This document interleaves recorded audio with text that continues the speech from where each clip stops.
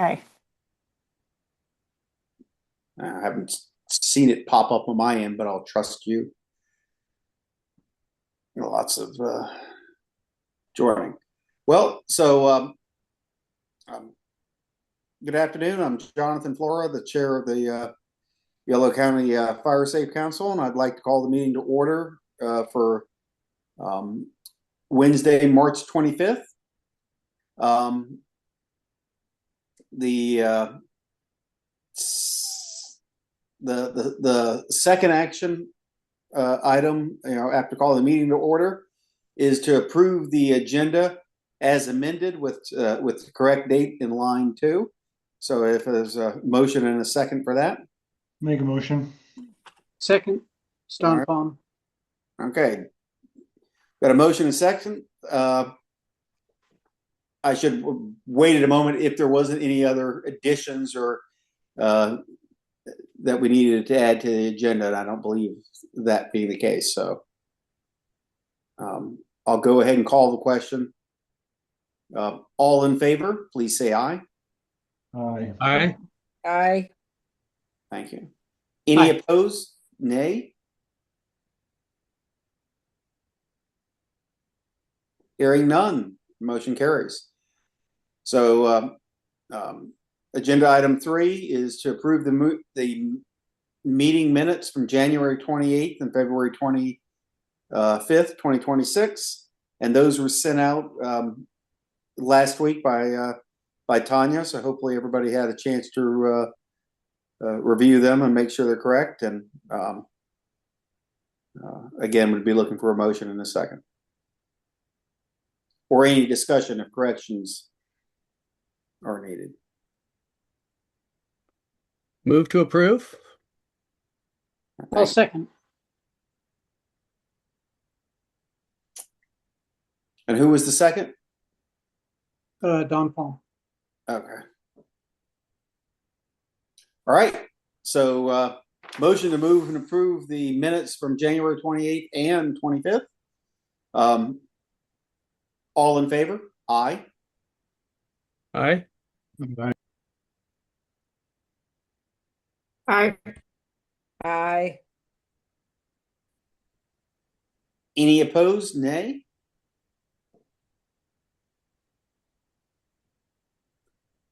Again, hearing none, minutes are approved. So we're now on to item 4, member announcements and good news. Usually take that in round if there's anyone new here today.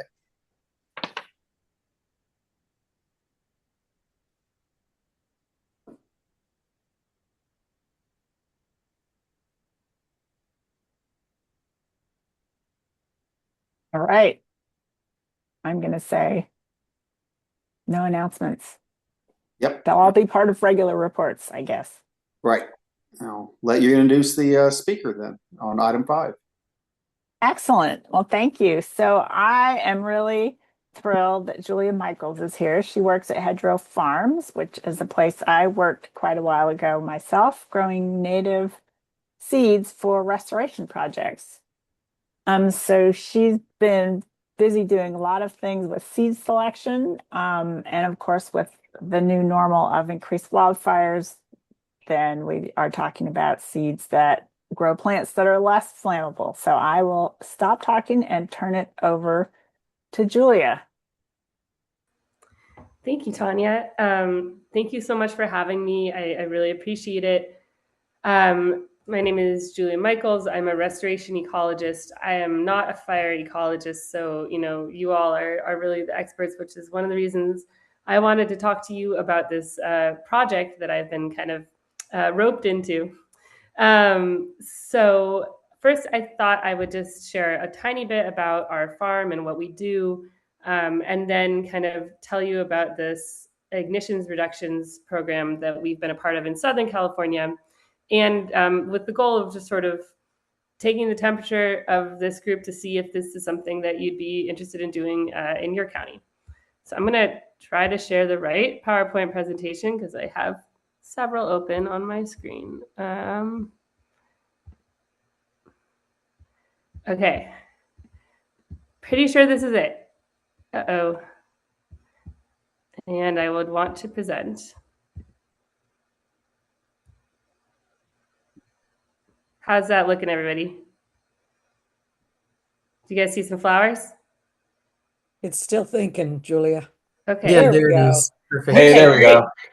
So if you drive down County Road 80 right now, this is literally what you'll see.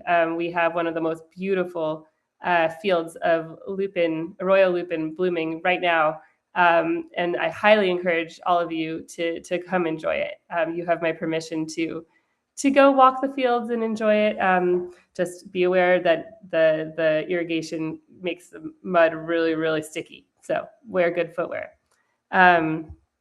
So Hedgerow Farms has been around for over 35 years. We have 300 acres in winters, and we grow not only native plants, but specifically local ecotypes. So like, we can point to a map and say, this is where Tanya collected this, purple needlegrass 15 years ago, right? So that's really special because not all plants behave the same way when they grow up in different areas. So a California poppy that grew up in Southern California might not behave the same way as that same poppy if it had grown up, been growing in Northern California. We do custom seed collection. So we go out in the wild and collect that seed, and we produce it at the farm. And we also provide a lot of technical assistance and consultation. We are not consultants, but we provide a lot of free advice. This is our farm from above. You can see we grow a mixture of wildflowers and grasses. Mainly, we do some sub-shrubs as well. And, we have 40-year-old hedgerows, which are just gorgeous to see, especially since there are so many newer hedgerows popping up all over Yolo County to see mature ones. More beautiful photos. Okay. So we have our farm located in Winters, and we have our warehouse, which is Pacific Coast Seed, which is down in Tracy. And then we have a southern location affiliated with us, S&S Seeds. And so down in SoCal, there is a collaboration between the Forest Service and several other community nonprofits and Caltrans to try and find mixes that can be planted along the highways and roadsides that are not just sort of less likely to burn when a pre-existing wildfire comes through, but are less likely to ignite in the first place. So they're calling them sort of ignition resistant mixes. So again, I kind of mixed up these slides, but this is where we get our seeds from. We actually go out in the wild, collect it. This is one that you'd consider an ignition resistant species, Melica californica. And it's ignition resistant because it has more water in its leaf tissue later into the summer. So we go out, we collect the seed, and then we grow it at the farm. So there's that same field. We have a lot of acres in production outside of our farm in Winters. We have another, 270 tons on the year down in SoCal near that S&S Seeds. We have about 600 species available and a ton of seed in storage. So, we've got the seed, we're ready to go. Like I said, we know where we've collected it from. And now it's just about collaborating with people like the SoCal Ignition Resistance Program to find good places to put that seed. Okay, back to what I was talking about. So this California Wildfire and Forest Resilience Task Force, you all probably can tell me more about it than I can tell you about it. But, in general, it is part of this is the Southern California Ignition Reduction Program. So it's this public-private partnership of governmental agencies and their partners working together to protect the region's innumerable assets at risk to catastrophic wildfires by trying to reduce the occurrence of human-caused ignitions. So we were approached by the Forest Service down in SoCal to start growing these plants that they've identified as ignition resistant. And so here's that farm I mentioned down south. This is in Los Alamos near Santa Barbara. And we're growing a variety of these wildflowers and grasses and cleaning the seed and making it available to this collaborative down south for them to start planting along the roadsides. So this is how they came across their native seed selection for ignition reduction. They basically did a large survey amongst local experts. They chose specifically ones with extensive knowledge of seed propagation, restoration, and vegetation ecology, and they had them rank the native species that they were interested in based on their ability to persist and establish and persist in disturbed areas, such as roadsides, their ability to compete with non-native annual species. That's obviously because you can plant whatever you want, but if it's going to get crowded out by weeds, it's not. It's just going to burn anyway. Qualities that reduce ignitability. So this is the key one. So high leaf area, doesn't form a lot of thatch, minimal standing dead litter, with the understanding that these roadsides are still going to need maintenance. They're still going to need mowing from time to time, et cetera, but that they're not creating a ton of fuel either. Then there was some talk about, okay, well, can we even get the seed and bulk it out at the farms if we decided to go big on it and plant it across the state? And then, of course, sort of last but not least, co-benefits for pollinators, soil stabilization, or any other ecosystem service values.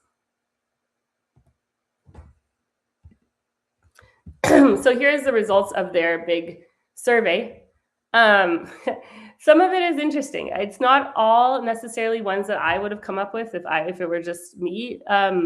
But they surveyed many experts, and these are the ones they were most interested in. What I think is interesting about this is for the perennial grasses, they really let the species be up to whatever region you're interested in. So for example, Elmis, there's several different species of Elmis that we could try, and different regions might have different preferences. Like I was talking to a person with the RCD up in Butte County, and they would want Elmis elamoides versus, I think that wouldn't necessarily be the most appropriate for our Yolo County. So my idea here basically is we can take this list, even though it was developed for Southern California, and we can build off of it, and we could maybe come up with our own list that we would want to try in Northern California. And specifically, I think it would make sense to do it in Yolo County, given that our farm is here, and that many of these species are overlapping with ones that we have growing here as well. So I don't want to spend a lot of time looking at this list, but I will say that, I've pulled some of them from the SCRP approved list, and I created basically my own list. Let's see here. So maybe we want to consider doing a Northern California ignition resistant program. NCRP doesn't really roll off the tongue the same way that SCRP does, but these are the species from that list that I pulled that I think could do really well in Yolo County. And I came up with a broadcast and a hydro seed rate that we could try. And then there's some species we could add or subtract based on region. And, like I said, we could also change around the actual species, like Elmis could be elamoides if we wanted to do it up north, or triticioides if it were, on a slope. But that was kind of my thought was, we should be considering doing a similar program up north. We already grow a lot of these at the farm, and we've already done some burning trials. So especially with our Stipropulchra, we've done several burning trials over the last few years, looking at how these plants burn compared to non-native grasses. We found that in general, the Stipropulchra does ignite much less readily than any of the roadside weeds that you see, and that with a mow once a year, you can get a really low temperature, sort of low speed fire that then the plant can recover really well from. If you completely ignore it and you don't mow it at all, you can still get a pretty, fast burn. And there's sometimes less ability for the plant to come back afterwards. So some of these species would still need, some maintenance, but we're talking a much lower amount of weed control than, than some of our weedier areas.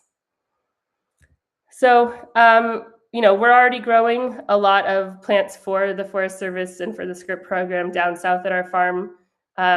We are going to be looking for grants to do this here in Northern Cal. And I guess I just wanted to see if any of you all are plant people in this group and have any reaction to the idea of coming up with sort of a Yolo County fire safe seed mix to try out.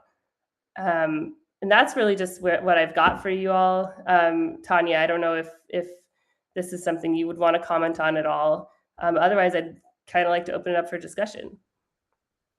I think there's a mix of there are some very, very strong plant people in this group, and then some who are not and don't know any of the scientific names. So I think it would be fun to maybe put together a little working group. Now that the whole group has an idea, then there's a handful of people who could actually really lean into this and give some good input.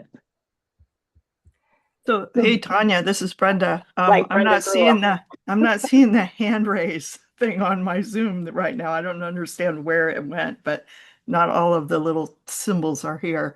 It must be some of this artificial non-intelligence that took over my computer. I don't know.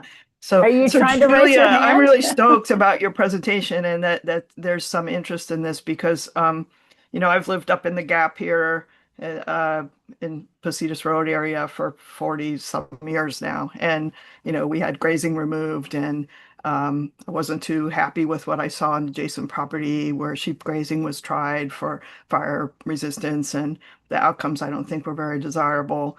But on my property, I've been doing some directed succession, even in my 100-foot zone.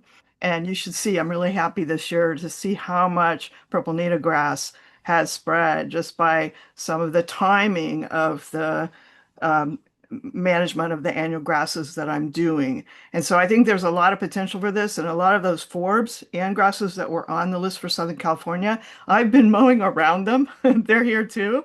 Yeah. And so I wait until after all of the natives that I'm desiring that are less flammable and less ignitable set their seed, and then I cut them back. And it's really, I've been wanting, I think, moving beyond though. I haven't planted a single thing. And I'm getting, if you have relic stands of some of these in your property and in your seed bank, and you do the right things at the right time, and this is just some old woman with pushing a lawnmower. I mean, it's not hard. It's not rocket science, so, but you can do these things. But I think going beyond my 100-foot zone and I'd like to tackle bigger areas and bring this back. And that's where I think some augmentative restoration, seeding, planting, but I haven't had to do any irrigation. I haven't done any seeding. I haven't planted plugs, and I have phenomenal response of the native vegetation. So I think there's really high potential for this to be a successful approach that's much more sustainable than targeted and flash grazing. So go girl. I'm on your team. So if you want to some input on a committee, I'd be happy to participate. Awesome. So I don't want to take up much more time and also let Julia go. Is there anybody else who's interested in working on this besides Brenda and me? Tanya, I would. It's Micah. Awesome. Thank you, Micah. Yeah, Tanya, I like plant people. I want to. Woohoo! Okay. I'd also be interested, Tanya. Okay, so And in Solano County, also interested in this. Thank you, Brenda. I have to write this down because I'm not going to remember. Micah and Jesse. Okay. Hey, Tanya. Yes. Jonathan as well. And You want us to write it in the chat? No, Yeah. You got it? And I got it. She's I awesome. would recommend that we also maybe bring in somebody from Caltrans. Yes.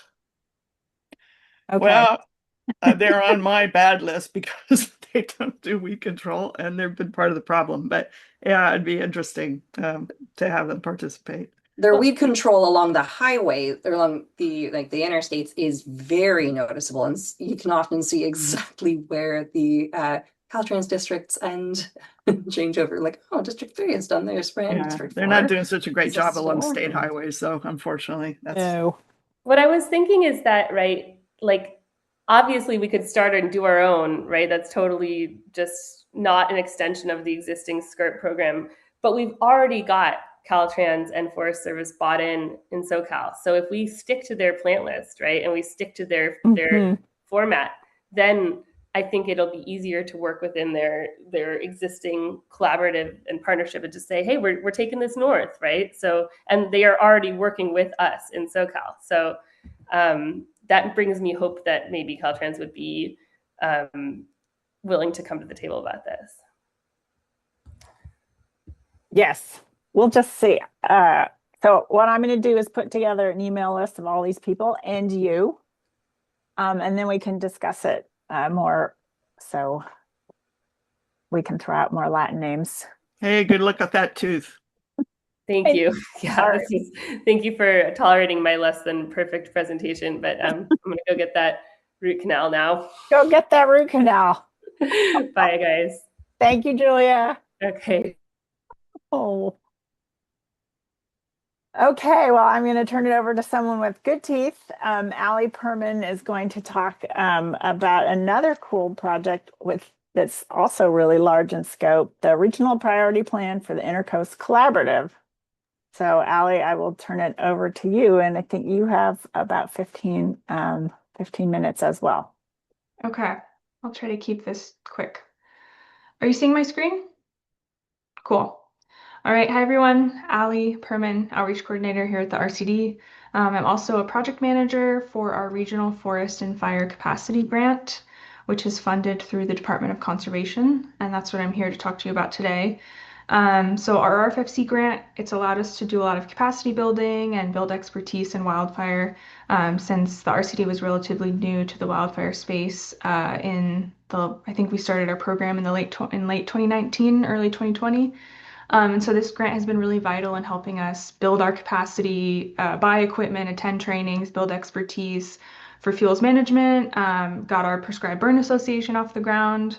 We do a bunch of outreach with it. We also coordinate neighborhood chipper days.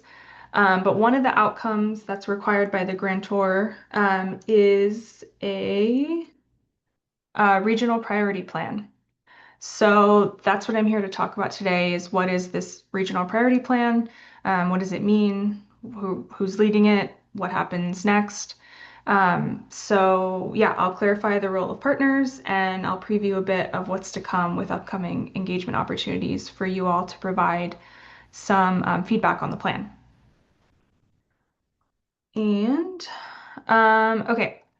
Oh, I did want to say that this process, this effort is part of a larger ongoing coordinated statewide effort to improve forest health and wildfire resilience. So we're not the only ones that are working on this. Actually, that might be in the last slide. Yeah. So our region is here. We're the Intercoast Collaborative. But there's all these other regions across California that are doing this similar effort. They're developing regional priority plans for their regions, and they're developing prioritization criteria for projects, and they're all working together to plan across a more regional effort and not just, county CWPPs or city CWPPs or neighborhoods, all coming together on a regional scale. And then all those regions also come together on a statewide scale and learn from each other and share information and all of that. Cool. So regional challenges, shared regional challenges. Our regions working together because we all burn together and we all experience impacts from smoke. Forest, watersheds, and communities are interconnected across county lines. And wildfire risk and ecosystem health are shared regional challenges. As you can see from the map on the left, 30% of the region has burned in the last decade, and these wildfires have significantly impacted our communities and revealed the importance of investing at the local and regional level in wildfire resilience efforts. And then the map on the right, you can see, and I'm sure everyone here knows about how incredibly biodiverse California is. and our little region of Northern California in particular. We're one of the most biologically diverse states in the country, which highlights the importance of not only stewarding our land for wildfire resilience, but also for ecosystem health. And that's one thing that we're striving to do with the regional priority plan is evaluate projects for multi-benefit, not just for wildfire, but also for ecosystem and watershed health. So who's leading this work? This is a zoomed in map of the Intercoast Collaborative, and it includes all of these counties: Yolo, Colusa, Lake, Napa, part of Sonoma, so it's not all of Sonoma. The other part of Sonoma County is in another RFFC region, and then Solano County. And the lead partners in each county are Sonoma RCD, Yolo County RCD, Napa RCD, Solano RCD, Colusa RCD, and then in Lake County, they're represented by the Clear Lake Environmental Research Center. And lead partners are responsible for county level engagement and then working together to engage our regional partners. So that's kind of what the ICC, the Intercoast Collaborative, is and who's leading this effort. And then what is the regional priority plan? So the RPP will include a shared vision for the region grounded in current conditions and local knowledge, a list of ready-to-go projects, including projects that improve forest health and wildfire resilience through practices like fuels reduction, reforestation, beneficial fire, and also will also include capacity building projects that strengthen local expertise and partnerships, anything ranging from workforce development to community education. The plan will also include an approach for evaluating the multiple benefits of projects, including ecological and community benefits. And then it'll result in a public platform where we'll be posting our projects and tracking them over time and reporting out on those projects. One thing to keep in mind with this is this regional priority plan is not just like a static report that we develop once and then like never touch again. It's really a living document that we're going to work over time to keep up to date and bring in new projects and report out on the benefits of those projects and evaluate more projects and maybe even revise how we're evaluating. It'll be fluid over time. So why participate in the planning process? It ensures local knowledge informs the regional strategy. So it ensures that local issues and local representation are, taken into account on the regional strategy. I think this is important, especially for Yolo County, since our high fire area is kind of like a third, the western portion of our county. It kind of differs from our neighbors where their high fire areas are more broad across the whole county. So making sure that we have a good representation of local issues that are impacting Yolo County will be important because we have a smaller base of folks that live in our high fire areas than other counties do. Doesn't mean we shouldn't be represented in the plan. And participation strengthens cross-boundary coordination. It improves competitiveness for funding, including for block grants and competitive grants. And it provides visibility for local projects that we're all working on. So if you're thinking that this kind of sounds a lot like a CWPP, a Community Wildfire Protection Plan, which we've already developed in Yolo County, and as you can see, our neighbors have also developed their own CWPPs. So we don't want it to just be a duplicative effort. This is going to be something separate from a CWPP, and we don't want to duplicate existing work. So the RPP will build on these existing plans like CWPPs and hazard mitigation plans and other local planning efforts. It's not just replacing them. It compiles existing priorities and identifies shared regional opportunities and provides a regional framework for coordination and funding alignment. So I think it's just important to emphasize that we have our local plans, our community and county level action plans, but this regional priority plan is a multi-county coordination, it's cross-boundary alignment, and it's also a regional funding strategy to make sure that we're getting funds into our region to get these projects implemented.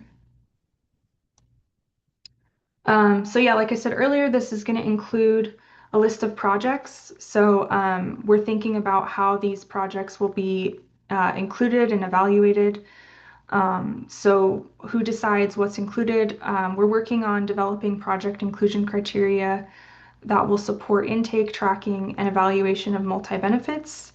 We're also thinking about how to track projects that need more time for development and aren't quite shovel ready, because that's ultimately our platform will be, these shovel ready projects that are ready for funding. And then inclusion criteria will be refined based on local input. So everyone will have an opportunity, and everyone that wants to provide input on our inclusion criteria. And then after inclusion, the projects will be evaluated. So how they'll be evaluated, we're kind of still working on it, but the goal is not to rank projects, but to evaluate them for multiple ecosystem and community benefits. And we want to do that transparently so folks know like why, the choices that are being made and why things are being evaluated the way that they are. And that those ecosystem and community benefits are in alignment with priorities at the local, state, federal, and tribal, tribal levels, and then also that it's in alignment with funding agencies on what funders are looking to actually fund. So we're working on developing a draft criteria right now, but it may include habitat resilience, fire adapted communities, water and air quality, biodiversity, carbon storage, economic benefits. But like I said, we're still developing that. And we don't want to be developing this alone. So like I said earlier, the project inclusion and evaluation criteria development sessions are coming soon. So that's why we're giving this presentation now. So you're kind of aware of what the regional priority plan is, and you have some information going into providing some feedback for our project inclusion and evaluation criteria. So this is really for funding. That's a big motivator for this. So we're building the regional priority plan with funding pathways in mind. Project inclusion will strengthen competitiveness for grants, and we're thinking about regional block grant funding opportunities, as well as like competitive grant funding that I'm sure we're all familiar with. The regional funding and block grant funding is kind of a new model that's kind of up and coming, and so we want to make sure the regional priority plan is ready so that when that block grant funding comes through the state, we'll have these shovel-ready projects that we can point to that need to be funded. And then we're also going to explore additional public and private funding sources, and that'll all be included in how we build this regional priority plan. And then, yeah, we're forward-looking and planning to keep the plan current. So I mentioned earlier that one of the outcomes will be an online platform an opportunity to track projects and update projects over time, as well as add new projects as they're developed. And there'll be ongoing updates in coordination with our funder, the Department of Conservation, to make sure that that there's continued funding strategy to support the maintenance of the plan. So here's our development process that we've been working on over time. We started out in 2025 with compiling all of the plans that we were all aware of, the local plans, the CWPPs, the hazard mitigation plans, and kind of bringing them all together. And then collecting data for landscape conditions analysis to validate understanding current conditions and opportunity areas. And right now we're kind of in the development, project criteria. So we're working on that project intake and ensuring a robust and representative portfolio of forest health and wildfire resilient projects are captured, including those capacity building projects. And then we'll have the projects and areas, the key places that we want to include in the plan, and then that'll be represented on our online platform, which we're looking to have for the public to view in 2027. So yeah, are, sorry, I got lost on my slides here. Oh, let me go back. Oh, no, wrong way. Okay. Sorry about that. So yeah, as I said earlier, there'll be more opportunities to provide input. We are going to utilize a variety of methods to gather input, such as one-on-one conversations, workshops or community meetings, surveys and briefings.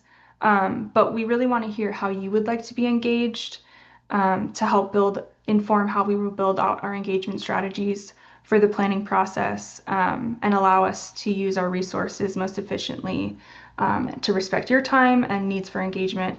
So if you have any ideas and you want to like drop them in the chat or come off mute and let me know how you would most like to be engaged in this, just feel free. And then we have a website, which I will drop in the chat. And I think we're developing an email list that will provide updates on this process. So, and then you can feel free to reach out to me at any time if you have any questions about where we are in this process or what comes next.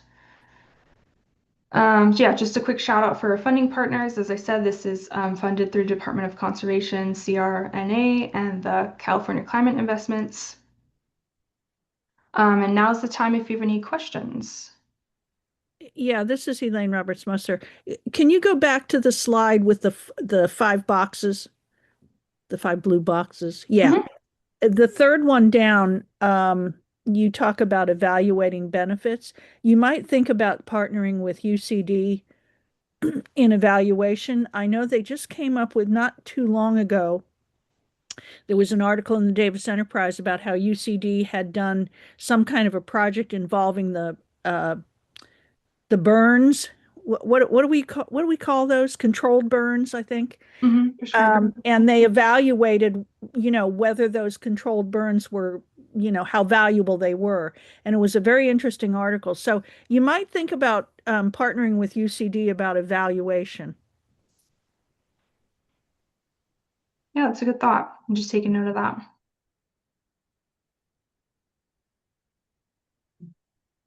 And I know Karen from Solano RCD is here, who's the lead for the RFFC program at Solano RCD. So Karen, if you want to make any corrections or add in anything, feel free to hop on.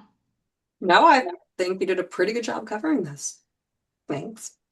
Is the region that you said was covered, is it the Lake Napa unit? It seemed like you had all the counties. I actually don't know if it perfectly aligns with the Lake Napa unit, but I'd have to look. I'm not sure like the Sonoma of it all. I don't, because like I said, the Sonoma County is cut kind of in half, so it might not be a perfect region. But I think these regions were developed with that in mind to coincide with the LNU region. And in terms of differentiating this from it does sound a lot like the CWPP process. It sounds like we're trying to create, a larger regional CWPP. You were explicit that this was not a CWPP, although it sounds like a CWPP. Could you reinforce for me why this is not a really big CWPP? I mean, in essence, it kind of is a really big CWPP, but we're evaluating things not just on like wildfire potential. There'll be other multi-benefits.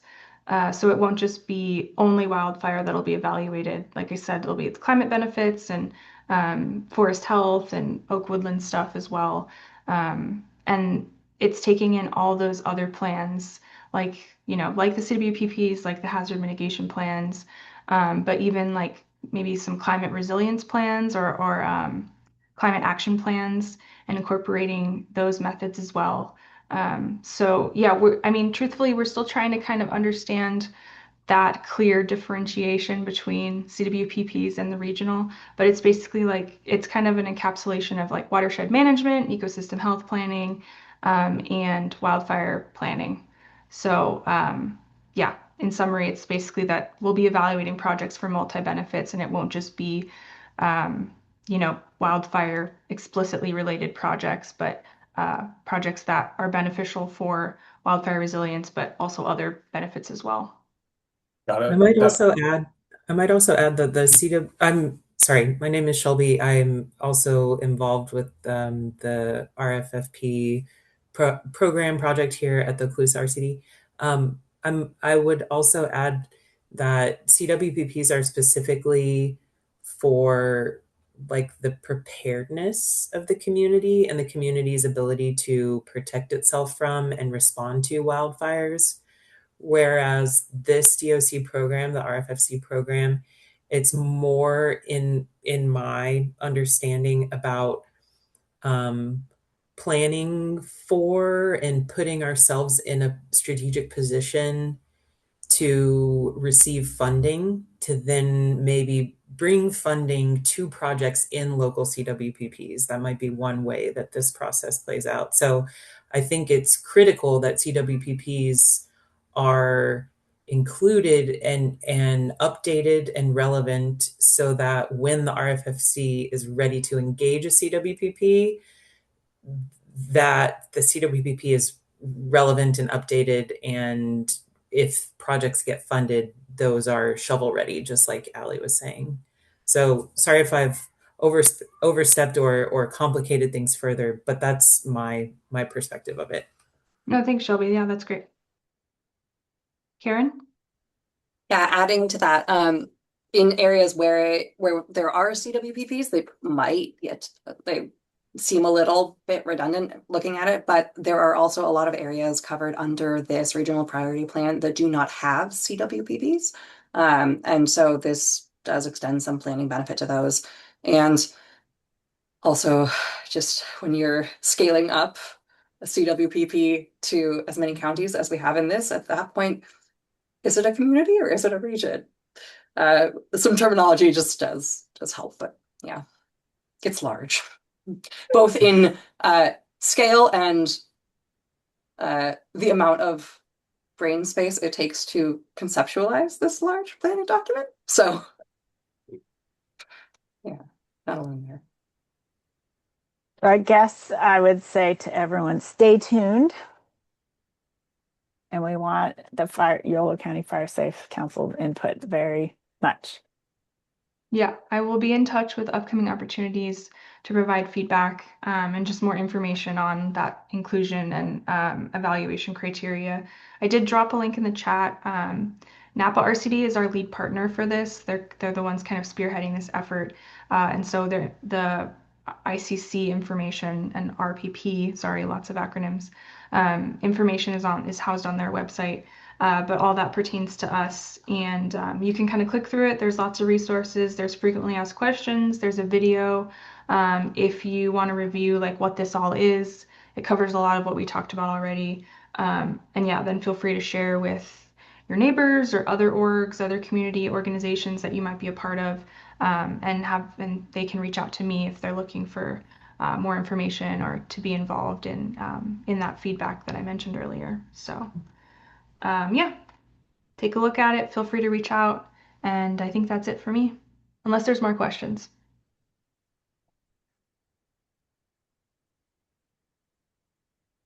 Thank you. I don't want our reports to get cut short.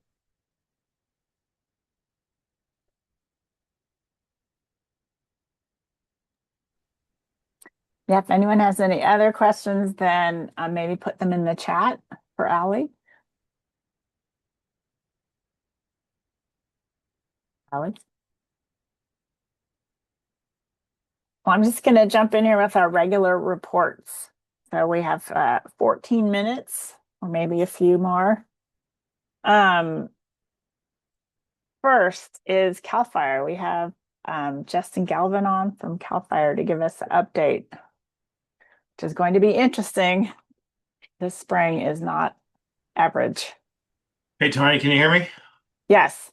Okay. So our update for the unit right now, we started firefighter hiring on the 16th. We'll be holding multiple one-week rehire academies until we are fully staffed. Right now, we anticipate fully staffed with 31 fire engines by April 6th, which is pretty early. Along with our engines, we'll have 8 crews available. We've got our helicopter, our Firehawk up at Boggs will come online April 6th as well with all capabilities. And then dozers, we're going to ramp them up slowly based on fire activity. So right now we have one at all times within the unit, and then we'll bring more online as needed. Sonoma Air Attack Base, that date is still to be determined. Again, that's something that's based on fire activity as well. And then this year we'll have 2 exclusive use helicopters again, one staffed at Napa Airport and one at Sonoma Air Attack Base. Those will come online in June. Here in Battalion 19, we currently have 1 engine staff at Wilbur Springs, that base staffing model. And we occasionally have extra folks at Leesville and Brooks right now, just maintaining the station and getting them ready for fire season. We will have all 3 engines in the battalion fully staffed on that April 6th date as well. For projects, we're still working on the Murphy Ranch, but not on Rumsey Buffer or the McCloskey project, and that's due to the nesting birds right now. And for burns, we still plan on doing the 128 burn again this year. Just working through the process for that. That's what I've got for you for an update. Excuse me, that is a lot. Thank you. Yes, you're welcome. Next is Yolo County Office of Emergency Services, Christopher. Good evening, everyone. Nothing to report on our end. Thank you. Thank you, Chris. RCD reports, I think I'm going to skip my reports because you did get my coordinator reports. Just the latest update is that today we had 2 CAL FIRE Delta Conservation Camp crews working along Highway 128, and that project is almost getting into the maintenance stage. So that's pretty exciting. It looks really good. And thanks to Caltrans for traffic control. I'm going to, so grant updates. So over the holidays, we applied for a grazing grant for the community of Rumsey and a home hardening cost share grant for anyone living in the high fire area. And we did not receive either of those. So we're still looking at other grants to do those things, but I'll keep you posted on that. Now I'm going to turn over to Allie for Prescribed Burn Association update. Thanks, Tanya. Not much for the PBA at the moment. We're hosting an RT 130 training on April 12th. If anyone's interested in that, just reach out to me. We're about to close registration for that, or we might have already, but yeah, if you're interested, just let me know. And we're hoping we'll have some spring burns, but we're not sure just yet, so more on that soon. And then for the outreach address sign chipper program update, we do have a neighborhood chipper day scheduled this Friday. It looks like it'll be a full day of chipping. So I think we have 5 properties on the schedule for Friday, and then another property that we're thinking we'll visit on the 10th, but we still have a bunch of open spots on April 10th. So if you're looking to get chipping done, just sign up. I can drop the link in the chat. Otherwise, I think that's it. Awesome. Now to Solano, I'm going to turn it over to Karen. So as Ali mentioned, we've got that RT 130 coming up, which we're really excited to have representation from our local fire agencies on there. So thank you all for supporting that, those of you who are here. And looking forward to seeing some of you out there. We've got 2 other save the dates for you to be aware of. The next one is on Saturday, April 25th. Solano RCD is working with Yolo County RCD to host a spring native plant sale that'll be out at Berryessa Brewing Company from 12 p.m. to 4 p.m. And there will be workshops held during that event for free.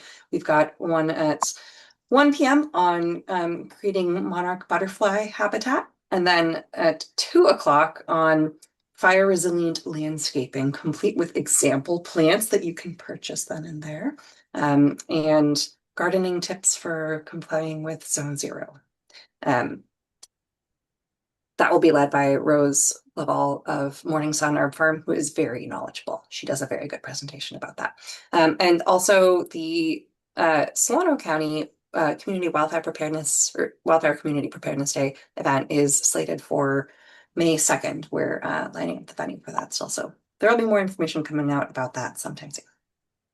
That's it for Solano RCD. I believe you have somebody to introduce as well.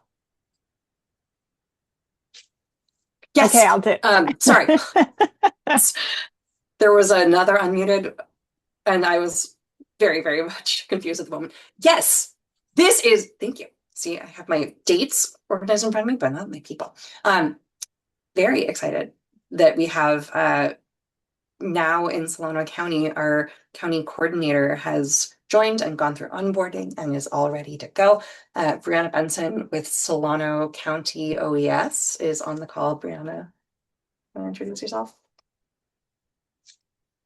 Hi guys. Yeah, I'm still getting my feet wet, but the only thing I had to mention was that date that Karen mentioned, May 2nd, and TBD on location, still working on that. So Cool. Welcome. So Brianna's going to be doing the county coordinator job as I am doing for the Fire Safe Council. So the more the better.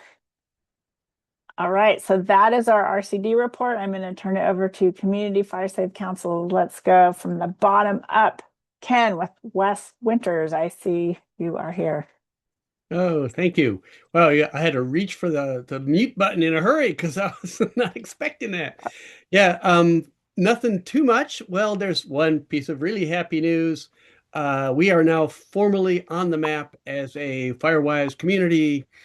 And so we've got the certificates in our hands, and we've been talking to all the neighbors. There was a nice little event at one of our neighbors' places over in Golden Bear, and it was pretty well attended. I think we had about, what do you think, Tanya? Maybe 25, 30 people there? 35. 35, you counted. Yeah, so it was nicely attended, and it was a good time. And a lot of people got their certificates and heard little bits from you and from us. And I think it was a good outreach awareness raising thing. So, yep, good times. Oh, yeah, thank you. There you go. And we have the That's sign the set. entrance of Golden Bear, and the sign below is the Firewise community sign, letting everyone know. Thank you. That's it. I don't think anyone's here from Pleasance Valley or Napa Firewise, but Moira is here from Cape Valley. I'm sure this won't surprise anybody, but our community defensible space projects that we do every year started in February instead of our normal April. The grass was already thigh high, really gave our equipment a workout, but we got started and we have more dates scheduled throughout April and May. So we've jumped on that. Other than that, I don't think we have anything else to report unless Jonathan, you have something. Nope. Okay. Thank you. Thank you. Busy whacking weeds. Okay, I'm going to turn it back over to you, Jonathan. End of reports. Okay. Well, at this time, we'll be looking for a motion and second to adjourn. I can't speak here. Adjourn the meeting and set the next meeting for Wednesday, April 29th, 2026. I motion that we adjourn and accept the next meeting is April 29th. Okay. I will second that. Okay, we have a motion and a second. Any discussion? Hearing none. Let's move on to all in favor, say aye. Aye. Aye. Aye. Thank you. Aye. Any opposed? Nay? Hearing none. I'll see you on April 29th. Thank you. Thank you.